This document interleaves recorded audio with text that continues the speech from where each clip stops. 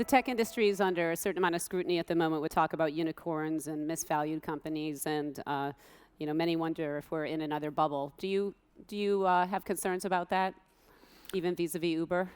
I don't think so. I mean, I think it's pretty reasonably valued. I think there was money was flowing around pretty freely a couple of years ago, but now it feels like it's become a lot more rational.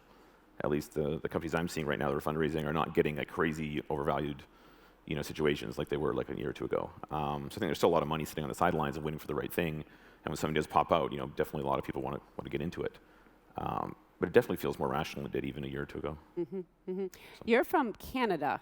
Yep. How many other folks in Silicon Valley are from Canada? And could you describe your education and what you think made a big impact on? Quite a few Canadians actually end up here. Yeah, there's several I talked to even yesterday.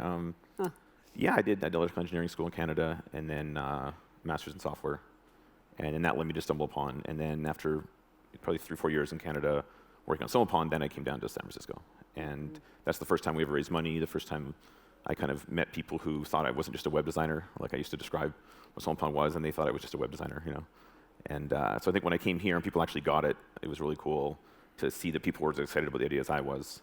And that sort of prompted me to move to San Francisco. Mm-hmm, mm-hmm. Yeah. And when you look at your working relationship now with Travis at Uber, is there any advice you would give in terms of, obviously he's day-to-day, you're not as much day-to-day, but many companies go through periods of transition and people pulling back. How did you guys structure it so that it stayed something that could keep moving forward? It was a pretty kind of clean transition in sort of mid-2010. I was still running StumbleUpon full-time at the time, and I knew I couldn't really do 2 jobs. I think right now I'm the CEO of a few small companies, but they're all growth, pre-revenue, right? So it's not too hard.